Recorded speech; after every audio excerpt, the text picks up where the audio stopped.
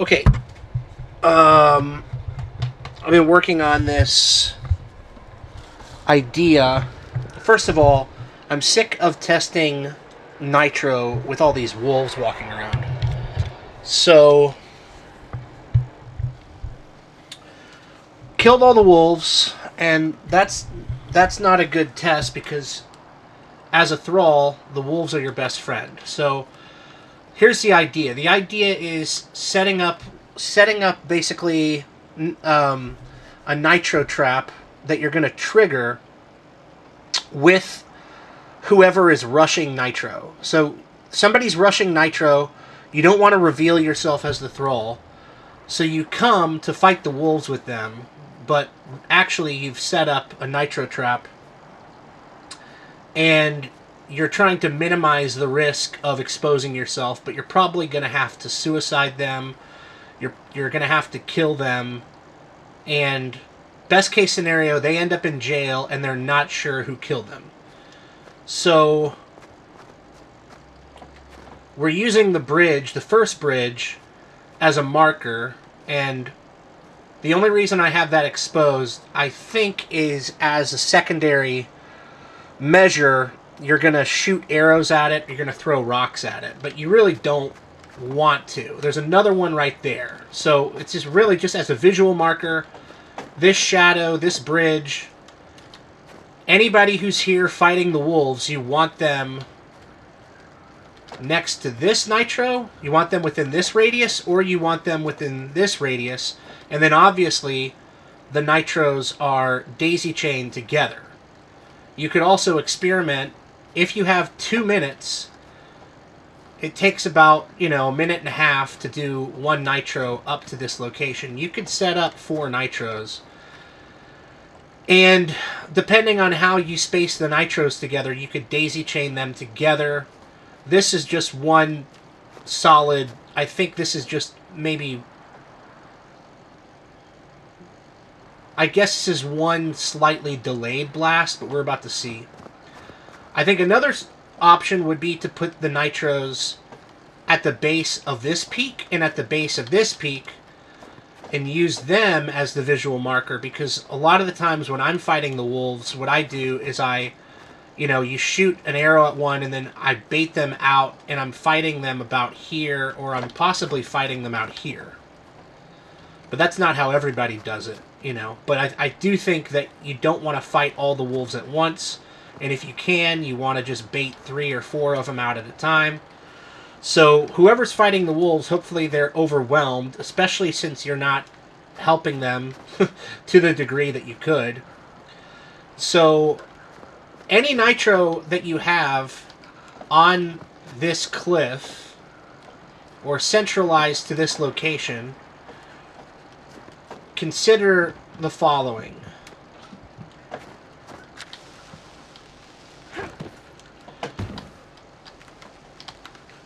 Let's go ahead and defuse it.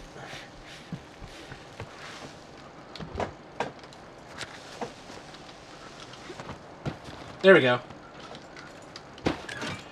So what are the areas in which a person can even jump up and grab it, right?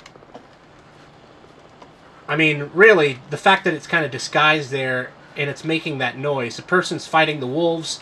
You can even send cannibals at that point. There we go. Got both of them. Okay, my second shot at this.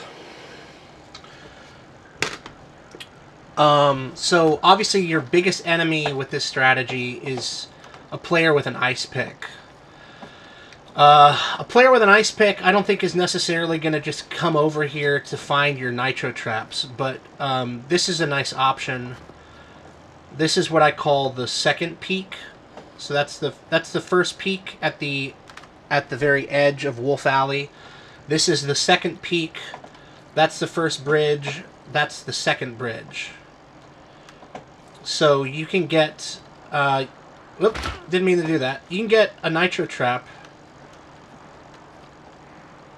right there. You can kind of see it. Yeah, you can see it. But again, people are fighting the wolves, and I think you're going to have to use social skills to line people up I think one strategy that could really work is forget creating a bottleneck. Like I used this bridge right here as a bottleneck so that none of the crew could pass. So you have to do it while they're fighting the wolves, and you have to do it quickly. I put the powder keg so it collides with this. But you can just as easily just throw it on the ground and hope that people for 15 seconds don't realize what you've done. You could even, I think, very easily just drop it in this cave. Go into that cave and pretend to be doing something and just leave that there. And then you've got, you know, nitro set up right here. I think you could, within a particular distance, you could set off. So we'll do that right now. We'll try to get that nitro, and then, of course, what you can do is you could have 2 nitros, you could have 3 nitros just all lined up on that side to daisy chain, and then, of course, you risk not hurting the people who are in this cave. But you're going to get, you're going to get damn near everybody. Okay, that one actually didn't go off, so that was slightly too far away. So that's a good test for like how close do you have to get the powder keg to the nitro, and then you can daisy chain. I mean, you can, you know, it's going to take a minute and a half per nitro, but you can get 4 nitros along this corridor, and then, you know, whoever survives is somebody who, well, this person's not going to survive, but this person might. This person might. So I think that's a solid strategy.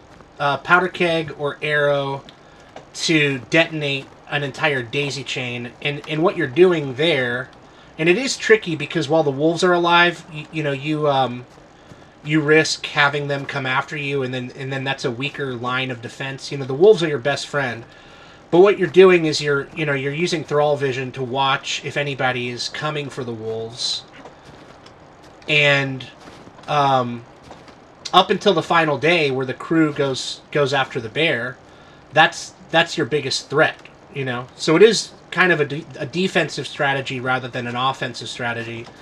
But I'm sure there's many things to kind of deviate on that basic pattern. First of all, setting up a nitro trap that a pickaxe player won't see. That's a very good spot. It's probably the best spot right there.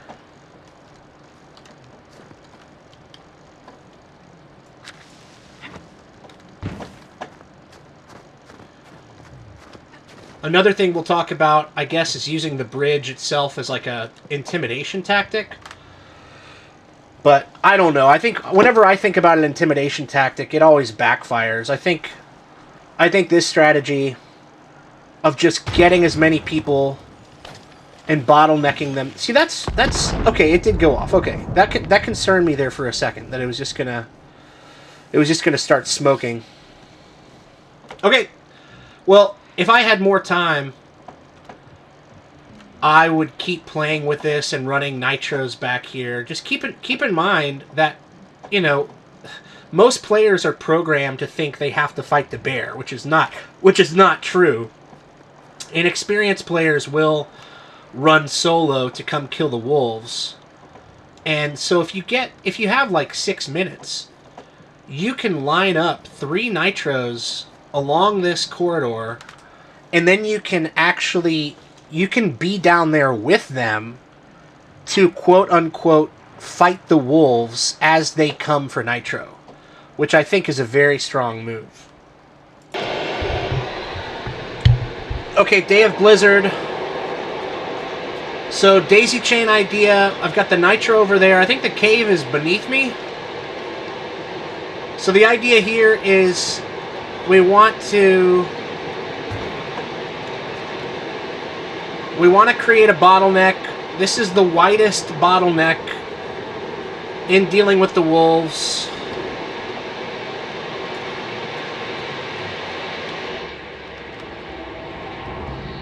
I did put a powder keg. I did put a powder keg. Okay.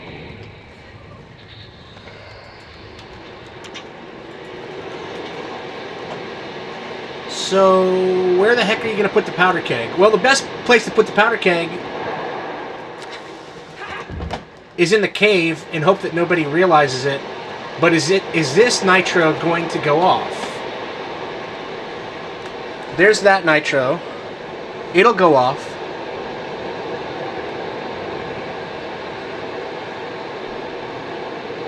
And then where else can you daisy chain? Over there.